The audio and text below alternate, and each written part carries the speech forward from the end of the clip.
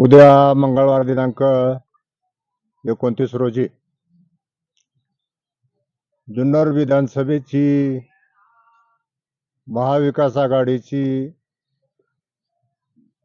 उमेदवारी तथा उमेदवारी अर्ज घोषित झालेले अधिकृत उमेदवार माननीय सत्यशील सोपान शेटशेरकर हे आपल्या शिरूर लोकसभा मतदारसंघाचे संसदरत्न खासदार डॉक्टर अमोलजी कोल्हे व महाविकास आघाडीतील इतर प्रमुख नेत्यांच्या उपस्थितीमध्ये सकाळच्या वेळेमध्ये त्या ठिकाणी मायबाप जनतेच्या शुभ उपस्थितीमध्ये उमेदवारी अर्ज दाखल करत आहे। तालुक्यातील मतदार बंधू भगिनी आणि सर्व स्तरातील जनतेला आमची महाविकास आघाडी म्हणून त्या ठिकाणी नम्रपणानं विनंती आहे की या कार्यक्रमाचे आपण साक्षीदार व्हा। उद्या त्या ठिकाणी उमेदवारी अर्ज दाखल करून सत्यशील शेरकर हे उमेदवार म्हणून जनतेशी संवाद साधणार आहेत। खासदार साहेब या उमेदवारीबाबत आणि राजकीय निवडणुकीचे जे काही समोर मुद्दे येतात त्या निमित्तानं आपल्याशी संवाद साधणार आहेत। इतरही आपल्या सगळ्या महाविकास आघाडीतील घटक पक्ष, सगळे प्रमुख मान्यवर, त्याचप्रमाणे समाजातल्या सगळ्या घटकांच्या उपस्थितीमध्ये उद्या अर्ज दाखल होतोय। आपण सगळ्यांनी या कार्यक्रमाला त्या ठिकाणी उपस्थित राहावं अशी मी जनतेला विनंती करतो। उद्या पदयात्रेनं जुन्नरचा जो मोठा स्टँड आहे त्या स्टँडवरून नगरपालिका इमारत आणि सदा बाजार परिसरातनं शंकरपुरा पेठ त्या मार्गे आपण धान्य बाजारामध्ये जाण्याचं नियोजन आहे। नियोजित जी निर्धारित वेळ दिलेली आहे त्या वेळेमध्ये उमेदवारी अर्ज दाखल करून मान्यवर मंडळी, महाविकास आघाडीतील वरिष्ठ स्तरावर काही बोलणे त्या ठिकाणी सुरू असल्यानं उद्याचा शेवटचा दिवस आहे, धावपळीचा दिवस असल्यामुळं कोण कोण येतंय ही नावं अजून अधिकृतपणानं आमच्यापर्यंत आलेली नाहीत, परंतु त्या सगळ्याच मान्यवरांच्या उपस्थितीमध्ये उद्या आपण उमेदवारी अर्ज त्या ठिकाणी दाखल करतोय। किती वाजता? 11 वाजता सकाळी 11 वाजता आपण जुन्नर स्टँड पासून रॅलीने जाऊन साधारणपणे 1 वाजेपर्यंतच्या सुमारास त्या ठिकाणी उमेदवारी अर्ज उमेदवार आणि काही मान्यवरांच्या उपस्थितीमध्ये उमेदवारी अर्ज दाखल होईल। सभा किती वाजता आहे, कुठं आहे? सभा साधारणपणे 12:30 ते 2 वाजेपर्यंतची वेळ सभेची आपली त्या ठिकाणी निर्धारित आहे। त्याच्यामध्ये कमी जास्त वेळ होऊ शकतो। ठिकाण ठिकाण ठिकाण आहे कुठं? धान्य बाजार मार्केट यार्डमध्ये आपल्या धान्य बाजारच्या नेहमीच्या सभेच्या ठिकाणं असतात त्या ठिकाणी आपण स्थळ निश्चित केलेलं आहे। खासदार अमोल कोल्हे उपस्थित राहणार आहेत का? डॉक्टर खासदार अमोल कोल्हे यांच्या प्रमुख उपस्थितीमध्ये उद्याची उमेदवारी अर्ज दाखल होऊन त्या ठिकाणी सभा होईल। महाविकास आघाडीचं बिघाडी होणार अशा चर्चा होत आहे, काय वाटतं? महाविकास आघाडीमध्ये त्या ठिकाणी एक वाक्यता आहे, थोड्या काही शंका किंवा कार्यकर्त्यांच्या पातळीवर जे काही आमचे घटक पक्ष जोडीदार सहकारी आहेत त्यांच्या काही भावना असल्यामुळे एकत्रित त्यांनी मेळावे घेऊन काही त्यांच्या त्या ठिकाणी चर्चा झाल्या असतील, त्यांचं काही त्याच्यामध्ये काही ठरलेलं असेल। वरिष्ठ पातळीवर महाविकास आघाडीची एकत्रित गठबंधन मोठ्या ताकदीने पुढे जात असल्यामुळं प्रत्येक मतदारसंघामध्ये अनेक ठिकाणी राज्यामध्ये अशा प्रकारचे पेच प्रसंग थोडक्या कालावधीसाठी जरी त्या ठिकाणी निर्माण झालेले असले, राज्य स्तरावर महाविकास आघाडीतील जे काही प्रमुख नेते आहेत त्यांच्या समन्वयाच्या बैठका त्या ठिकाणी होतात आणि त्यानिमित्तानं त्यांनी एखादा सक्षम नेता या ठिकाणी येऊन योग्य त्या प्रकारची मध्यस्थी किंवा त्यांचे काही गैरसमज असतील सुसंवाद साधून त्यांच्याशी योग्य त्या प्रकारच्या संपर्क करून नंतरच्या कालखंडामध्ये ती सगळी मंडळी आमच्या बरोबरीने येणार आहे ही आमची ठाम खात्री आहे। माऊली खंडागळे यांनी ज्या वेळेला जनसंवाद यात्रा चालू झाली होती आपली नारायणगावपासून, त्यावेळेला त्यांनी कुणालाही उमेदवारी भेटली तर आम्ही त्याच्या सोबत असणार असं म्हटलं होतं, परंतु आता ते तुमच्या सोबत दिसत नाहीत का? तर त्यावेळी नेमके काय म्हटले हे जरी मला समजा आता स्मरत नसलं तरी परंतु कार्यकर्त्यांच्या पक्षीय पातळीवर आपल्या पक्षाच्या चिन्हाचं अस्तित्व असावं ही भावना काही वावगी नाही. परंतु जेव्हा एकदा महाविकास आघाडी म्हणून वरिष्ठ स्तरावर आम्ही नेतृत्वाला त्या ठिकाणी अग्रभागी प्रत्येक जण प्रत्येकाच्या पक्षामध्ये मानत असतो आणि मग अशा प्रसंगामध्ये आज आपल्याला या ठिकाणी संधी मिळत नाही. मग थोडासा दबाव करता येईल का, थोडंसं काही वेगळ्या प्रकारचं मागणी करता येईल का, काही इतर काही चाचपणी असतील, त्यांची विचारधारा त्यांचं जे काही सध्याचं पाऊल आहे ते काही वावगं आहे असं आम्हाला वाटत नाही. अनेक पक्षांमध्ये तशा भावना असतात, राज्यामध्ये अनेक मतदारसंघामध्ये तसे भेद प्रसंग उद्भवले. परंतु राज्य पातळीवर वरिष्ठ स्तरावर नेते मंडळींचा जो काही समन्वय आहे त्या समन्वयाच्या माध्यमातून निश्चितपणाने त्यांनी आपण विचारल्याप्रमाणे काल जी भूमिका त्या ठिकाणी मांडली त्याच भूमिकेशी ते एकरूप राहून उद्याच्या काळात ते आमच्या बरोबर जाहीरपणाने जेव्हा प्रचार सुरू होईल तेव्हा त्या प्रचारामध्ये अग्रभागी असतील असा विश्वास आम्हाला आहे. कालच्या उभाटा म्हणजे उद्धव बाळासाहेब ठाकरे पक्षाचा 14 नंबर या ठिकाणी मेळावा झाला. त्या ठिकाणी शिवसेनेचे उपतालुका प्रमुख मोहन बांगर यांनी अमोल कोल्हे यांच्यावर डायरेक्ट आरोप केला की पैसे घेऊन उमेदवारी देण्यात आली. याबाबत काय सांग? आपण जे विचारता ते काय मी ऐकलेलं आहे मीडियावरचं, कार्यबावल्यामुळं मला कदाचित ते पाहायला मिळालं नाही. काही गैरसमजानं कार्यकर्त्यापर्यंत बातम्या पसरत असतात आणि तशा पद्धतीचं वास्तविक ते दुर्दैवी आहे अशा प्रकारचं. त्याचा खुलासा कदाचित उद्या खासदार साहेब या सभेच्या निमित्तानं करतील. आम्ही सुद्धा ते कार्यकर्ते काल आमच्या खांद्याला खांदा देऊन लोकसभेमध्ये त्यांनी प्रामाणिकपणे काम केले. परंतु भावनेच्या ओघात भावनेच्या भरात एखाद्याकडनं काही कोणाकडनं आलं तशा काही पद्धतीच्या भावना झाल्या तर असं बोलत असतात. राज्यस्तरावर अशा प्रकारचा कोणत्याच पक्षामध्ये मला वाटतं तो प्रकार नसावा आणि तो होत नाही. परंतु त्यांचं गैरसमजुतीनं त्या ठिकाणी ते वक्तव्य झालेलं असावं. वेगवेळी ते आपल्या पुढे सुद्धा स्वतः खुलासा करतील असा आशावाद मला या ठिकाणी आहे. महाविकास आघाडीचे जे घटक पक्ष आहेत आणि त्याच नेत्यांकडून जर असं प्रसार केला जात असेल तर मग त्याचा मतदानावर परिणाम होणार ना? आज त्यांच्या एखाद्या मेळाव्यामध्ये त्यांनी ते बोललं आणि पुन्हा जाहीरपणानं आम्ही एकत्रित प्रचाराला सामोरं जाऊ.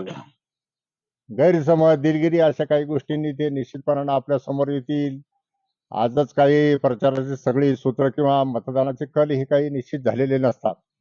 माघारीच्या नंतर सगळं चित्र त्या ठिकाणी स्पष्ट होतं आणि कार्यकर्ते हे त्या ठिकाणी एक संघपणानं ह्या मतदानाच्या प्रचाराला त्या ठिकाणी सामोरे जात असतात. तेव्हा त्यांचा जो काही गैरसमज असेल तो योग्य त्या पातळीवर त्या ठिकाणी दूर केला जाईल. शरद पवारांचा माझ्यावर आशीर्वाद आहे. एक ना वेळ 7-8 वेळा ते असं बोलून झालेलं आहे. याच्यामुळे संभ्रम निर्माण होतोय. नक्की शरद पवार त्यांचा आशीर्वाद आहे तर कसं काय ते जरा स्पष्ट करा. अतुल बेनके सध्या पवार कुटुंब आणि बेनके कुटुंब हे एकत्रित आहे असं जाहीरपणानं सांगतात.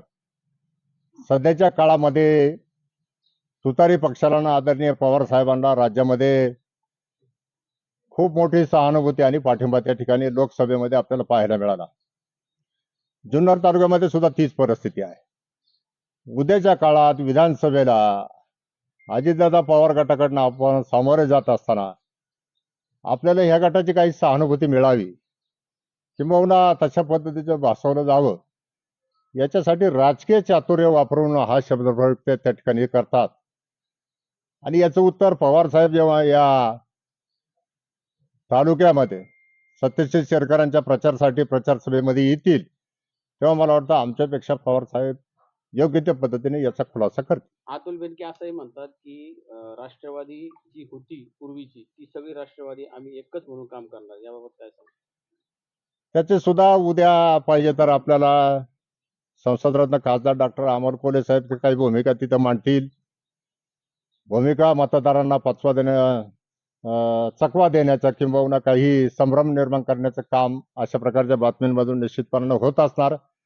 परंतु आता राजकीय विचाराची स्पष्टता जेव्हा अशी दिसते आणि एकमेकाच्या समोर उमेदवार अख्ख्या राज्यामध्ये उभे ठाकलेले असताना फक्त हा सहानुभूती घेण्याचा प्रकार आहे हे निदर्शनास येते. मोहित तालुक्याची डमाले यांनी महाविकास आघाडीच्या समन्वयक पदाचा राजीनामा दिला अशी पोस्ट काल आली होती.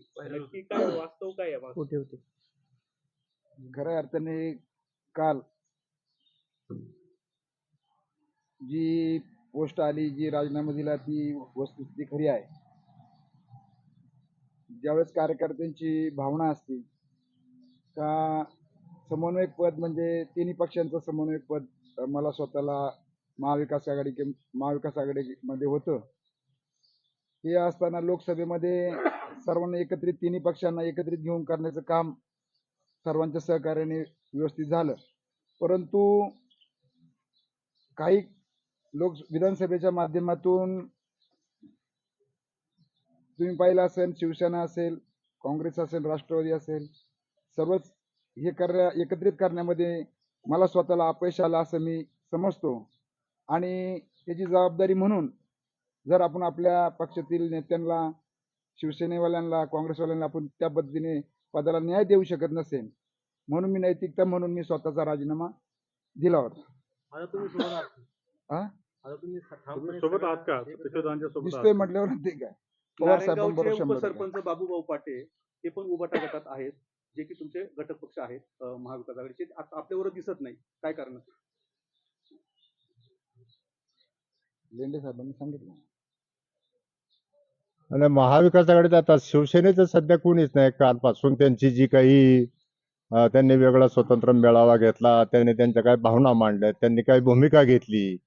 आणि बघा, मी सुरुवातीला तुम्हाला विशद केलं की राजकीय स्तरावर वर राज्य स्तरावर वरिष्ठ नेते आहेत, त्यांची आणि त्यांची बोलणी होतील. आमचे नेते मंडळी त्यांच्याबरोबर कदाचित बोलत असतील, तर योग्य वेळी त्या दृष्टिकोनातनं मला वाटतं त्याचा समन्वय साधून त्यांचं काही शंका निरसन असेल किंवा त्यांच्या काही भावना असतील, त्या भावनेवर तोडगा निघेल.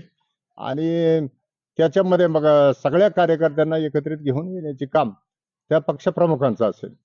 तालुक्याचे तालुक्यात तुमचा काही संवाद चालू आहे एकमेकांशी तालुका स्तरावर?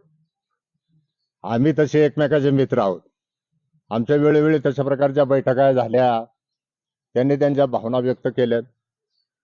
दबाव जर आज टाकला नाही, पक्षाचं चिन्ह, पक्षाचं अस्तित्व, काही कार्यकर्ते आक्रमक असतात, काही सौम्य असतात, काही पुढे चालून याचे परिणाम काय होतील हे सगळे विचार करणं, असे सगळ्या प्रकारचे कार्यकर्ते जेव्हा एकत्रित येतात, पक्षप्रमुखाला, ते संघटना चालवणाऱ्याला त्यांचं त्या ठिकाणी ऐकायला लागतं. या अनुषंगानं त्यांना आम्ही काही सबुरीचे सल्ले दिले. एक मित्र या नात्यानं आम्ही व्यक्तिगत जेव्हा बोलतो तेव्हा त्याच्यावर चर्चा होतात. तर त्या काय आज ते त्यांच्याशी आम्ही खाजगीरित्या बोललो, त्याच्यामुळे त्याचं काय आम्ही जाहीर प्रकटन करणार नाही. परंतु आज त्यांची तीच भावना आहे. आणि मग राज्यस्तरावर जिथे जिथे असे काही पेच प्रसंग उद्भवतात, त्याच्यामध्ये वरिष्ठ मंडळी तोडगा काढतात. सत्यशील दादा, काल तालुक्याचे माजी आमदार बाळासाहेब दांगट हे शरददादा सोरेंच्या स्टेजवरती आले आणि त्यांनी तिथे जाहीर सांगितलं की सत्यशील शेरकरांनी उमेदवारी घ्यायला नको होती. आमदारकी हे पद त्यांना पेलवण्याजोगं नाही. काय सांगाल? आता खरं तर बाळासाहेब दांगट एक ज्येष्ठ व्यक्तिमत्व आहे. अनेक वर्ष त्यांनी या जुन्नर तालुक्यात आमदारकी म्हणून त्यांनी पद भूषवलंय. ते त्यांचे विचार आहेत ते. मला असं वाटतं का नक्कीच ते ठाकरे परिवाराचे आणि दांगट परिवाराचे जे काही घरचे नातेसंबंध आहेत किंवा घरचे त्यांचे कौटुंबिक संबंध आहेत, ते आपल्या जुन्नर तालुक्याला नाही, पूर्ण महाराष्ट्राला या ठिकाणी माहिती आहे. मला असं वाटतं का काही एखादा कुठला तरी प्रसंगातून ते त्या ठिकाणी उपस्थित झाले असतील, परंतु असं काही नाही, ते लवकरच महाविकास आघाडीत परत येतील असं मला खात्री आहे. दादा, आता महाविकास आघाडीमध्ये सध्याची परिस्थिती पाहता म्हणजे उभाटा गट आता एक नाराज आहे. अशी परिस्थिती पाहता तालुक्यातील मतदारांना काय काय आव्हान करायचं? नाही, सगळ्यात महत्त्वाचं काय आहे का त्यांची मागणी आहे की महाविकास आघाडीतला तो एक घटक पक्ष आहे आणि उद्धव बाळासाहेब ठाकरे यांच्याकडे त्यांनी तिकिटाची मागणी केलेली, उमेदवाराची मागणी केलेली आहे. तो त्यांचा अधिकार आहे आणि शेवटपर्यंत मला असं वाटतं का ते अधिकार त्यांचा सोडणार नाही, ते मागत राहतील. परंतु आम्ही जर पाहिलं असेल तुम्ही का पहिल्या दिवसापासून आम्ही सांगत आलोय का महाविकास आघाडीतील ज्या उमेदवाराला उमेदवारी मिळेल त्या उमेदवाराचं प्रामाणिकपणे आम्ही सर्व मंडळी एकत्रित मिळून काम करणार आहोत. तर मला असं वाटतं का अजून उद्याचा दिवस शेवटचा दिवस आहे त्या ठिकाणी उमेदवारी दाखल करायचा आणि त्यानंतर 4 तारखेला माघारीचा दिवस आहे. त्या माघारीच्या दिवसापर्यंत वरिष्ठ नेते मंडळी असतील ते आमच्या सगळ्यांमध्ये एक समन्वय घालतील आणि आम्ही सगळे मिळून या ठिकाणी प्रचाराला सुरुवात करू. तर मला असं वाटतं का मतदारांनी याच्यामध्ये काळजी करायची काम नाही. ज्या पद्धतीने आम्ही लोकसभेला एकत्रित होतो त्याच पद्धतीने आम्ही विधानसभेला सगळे मंडळी एकत्रित तुमच्या समोर येऊ. खासदार अमोल कोल्हे आज आपल्याकडे आले होते, काही चर्चा आपल्या झाल्या, तर नेमकी काय सूचना आहे आणि काय पुढची रणनीती काय आखलेली आहे? खासदार अमोल कोल्हे खरं तर तुम्ही पाहताय महाराष्ट्राच्या दौऱ्यावर आहेत. त्यांना पूर्ण महाराष्ट्राची जबाबदारी आदरणीय शरदचंद्र पवार साहेबांनी त्या ठिकाणी दिलेली आहे. आणि आज जुन्नरमधून ते पुन्हा बाकीच्या तालुक्यांमध्ये कुठं दौऱ्यानिमित्त गेलेले आहेत. आम्ही सर्व मंडळी त्यांची भेट घेतली. तालुक्याच्या राजकारणावरती बाकीच्या गोष्टींवर सगळे चर्चा झाली आणि एकत्रितरित्या आपल्याला या निवडणुकीला सामोरं जायचंय अशा पद्धतीने त्यांनी काही सूचना दिल्या. विशेषतः एबी फॉर्म ते घेऊन आले होते आणि एबी फॉर्म आमच्या सगळ्यांच्या सुपर्द करून ते पुन्हा रवाना झाले. लेंडे साहेब, सत्यशील शेरकर हे आयात उमेदवार आहे अशी सातत्याने टीका अतुल बेनकेकडून केली जाते. असंही म्हटलं जातं की शरद लेंडेंना जर मी पवार साहेबांनी तिकीट दिलं असतं तर मी माघारी घेतली असती. यावर तुमचं काय म्हणणं आहे? सत्यशील दादा शेरकर हे आयात उमेदवारी तेच म्हणणार. सत्यशील दादा शेरकरांनी शरदचंद्र पवार साहेबांवर जेव्हा या महाराष्ट्रामध्ये राजकीय परिस्थितीत आणीबाणी ओढवली, त्यांनी ताबडतोबीने कोणता पक्ष आणि संघटना न पाहता महाराष्ट्रातला एवढा मोठा नेता हा थोडासा अडचणीत दिसतो. राजकीय तडजोडीसाठी एवढ्या मोठी दीर्घ साथ देणारी मंडळी सोडून गेली म्हणून सत्यशील दादांनी त्यांच्याबरोबर राहण्याचा निर्णय घोषित केला. वेळोवेळी शरद पवार साहेब या निवासस्थानावर आले. सत्यशील दादांनी प्रत्यक्ष घरी येऊन आम्हाला सांगितलं की आपल्याला साहेबांबरोबर राहायचे, साहेब घरी येतात, तुम्ही सगळे हजर पाहिजेत. कारखान्यावर 2-3 कार्यक्रमांना आदरणीय पवार साहेबांना त्या ठिकाणी आणलं. आणि जेव्हा जेव्हा कधी लोकसभेच्या निवडणुकीमध्ये तर आमच्या खांद्याला खांदा लावून किंबहुना एक पाऊल आमच्या पुढं सत्यशील दादा शेरकर हे निवडणुकीच्या माध्यमातून राहिले. आमची पक्षीय मीटिंग असेल, चांगल्या प्रकारचे यश मिळालं. तालुक्यामधनं मताधिक्य त्या ठिकाणी मतदारांनी अमोल कोल्हे साहेबांना दिल्यानंतर मोठी आघाडी या तालुक्यातनं मिळाल्यानंतर आम्ही बरेचसे खूप काही मंडळी त्या ठिकाणी इच्छुक झालो. सत्यशील दादांनी सुद्धा उमेदवारीची इच्छा त्या ठिकाणी व्यक्त केली. म्हणून शरदचंद्र पवार साहेबांच्या पक्षाच्या ज्याच्या काही आमच्या मुलाखती असतील, मिटिंग असतील, तिथं प्रत्येक ठिकाणी सत्यशील दादा हजर होते. याचाच अर्थ आम्ही त्यांना आमच्या पक्षाचाच एक घटक समजतो. याच्या पुढे जाऊन वरिष्ठ पातळीवर पक्षाला, आमच्या नेत्यांना त्यांच्या उपस्थितीबद्दल, त्यांच्या या सध्याच्या घडामोडीमध्ये कोणत्याही प्रकारची जर अडचण वाटत नसेल तर आम्हाला ती वाटायचं कारण नाही. त्यांनी सुद्धा लोकसभेच्या निवडणुकीनंतर उद्धव बाळासाहेब ठाकरेंचा पक्ष असेल, आपला तुतारीचा शरदचंद्र पवार साहेबांचा पक्ष असेल आणि काँग्रेस पक्ष असेल, यांचा समन्वय त्या ठिकाणी ठेवला. जी मंडळी इच्छुक आहे त्या सगळ्यांना उमेदवारी मागण्याचा अधिकार आहे. सगळ्यांशी मैत्रीचे संबंध ठेवले. उमेदवारी देताना अनेक काही गोष्टींचे पक्षीय पातळीवर, नेत्यांच्या पातळीवर त्या ठिकाणी निकष असतात आणि त्या निकषाच्या पातळीवर मला वाटतं आम्ही सगळेजण आहोत. त्याच्यामध्ये एक सत्यशील दादा शेरकर यांना उमेदवारी द्यावा असं पक्षाचं मत झालं. आम्ही आता जे सगळे उपस्थित आहोत, आम्ही आदरणीय पवार साहेबांना मुलाखतीच्या वेळी हेच सांगितलेलं होतं की साहेब, आपण जाणते नेतृत्व आहात, आमच्यासाठी दैवत आहात. आपण जो निर्णय त्या निमित्ताने घ्याल तो आम्हाला शिरसावंदी असेल. त्या पद्धतीने पक्षीय वरिष्ठ पातळीवर हा निर्णय झाला आणि त्याचं आम्ही या ठिकाणी एक शिरसावंत आज्ञा म्हणून स्वागत केले आणि निवडणुकीला आम्ही सामोरे जातोय. तुम्ही एक उपप्रश्न विचारला या ठिकाणी की अतुल शेठ बेनके म्हणतात की शरद लेंडेंना जर उमेदवारी दिली असती तर माघार घेतली आहे. त्यांनी माघार घेतली असती. त्याचं मला वाटतं जाहीर उत्तर उद्या आपल्याला योग्य त्या मंडळींकडनं निश्चितपणानं मिळणार आहे. आणि जर त्यांनी ते दिलं नाही तर मी आपल्याशी त्या विषयावर सविस्तर बोलू इच्छितो. तुमच्या पत्रकार मित्रांमध्ये सर्वात ज्येष्ठ असलेले आणि आता ज्यांचं मौन आहे त्याच्यामुळे आम्हाला दबाव येतो. ते सुरेश वाणी साहेबांनी हा प्रश्न मला एका वेळी विचारून पाहिला. मी त्यांना सांगितलं की मला या विषयावर बोलायचं नाही. बोलायचंच असेल तर मी सविस्तर सुद्धा बोलू शकतो.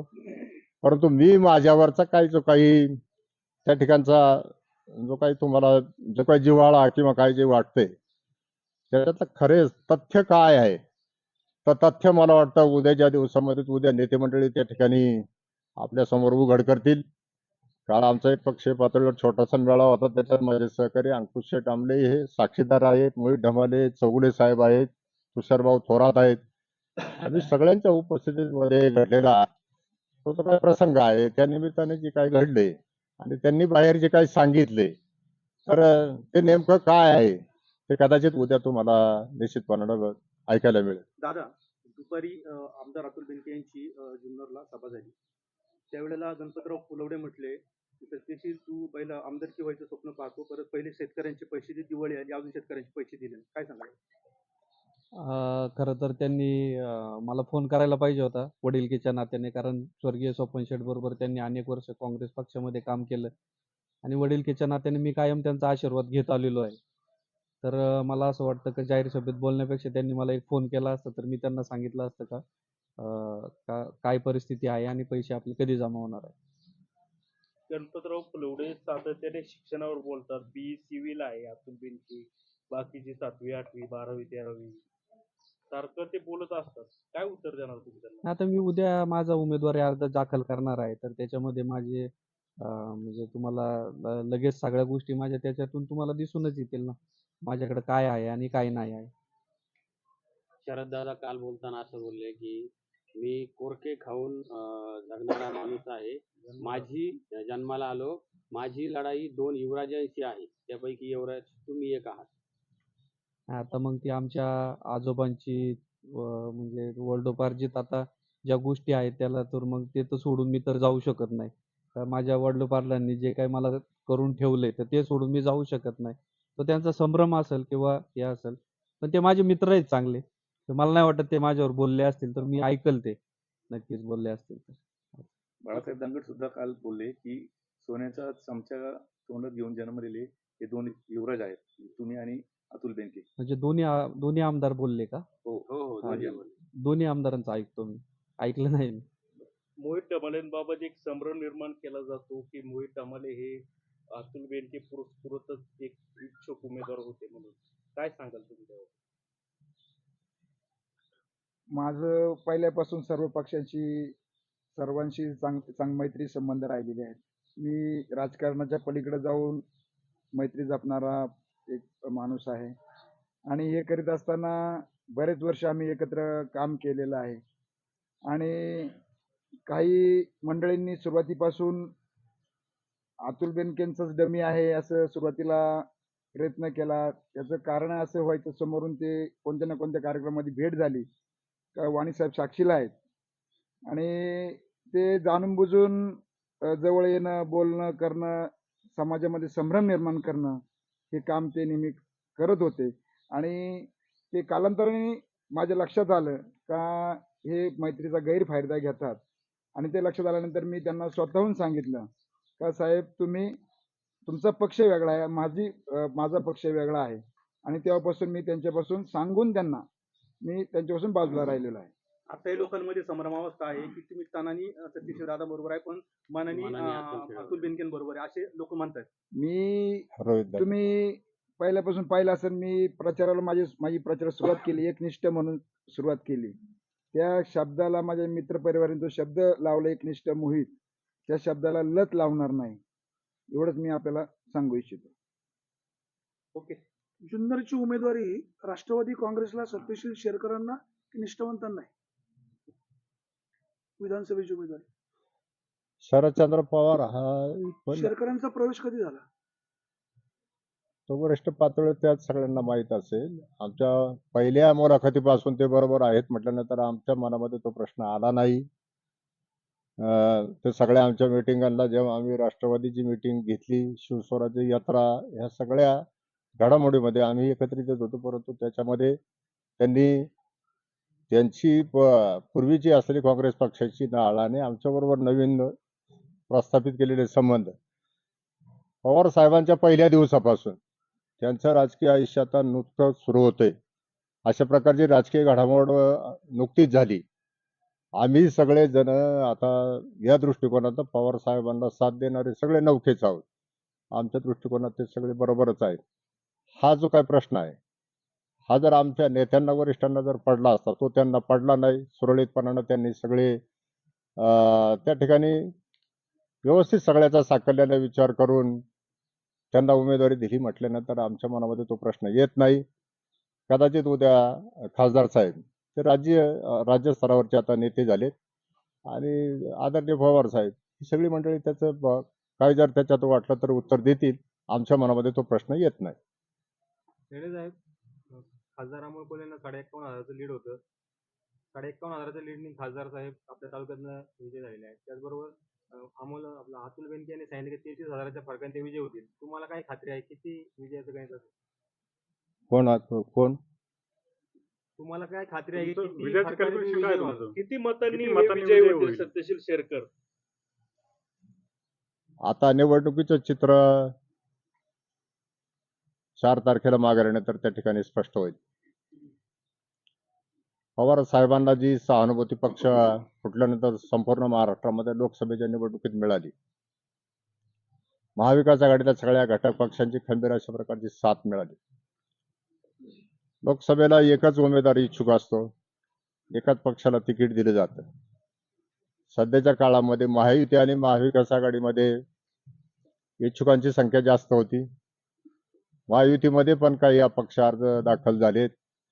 महाविकास आघाडीत आता आपण अशा पद्धतीची एक चर्चा चाललेली पाहतो.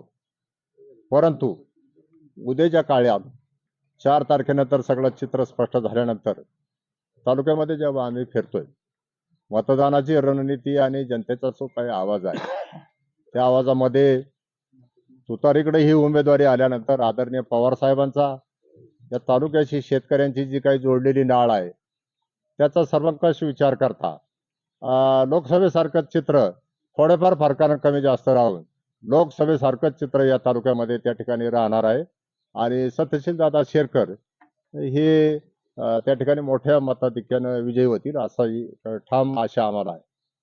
सत्यशील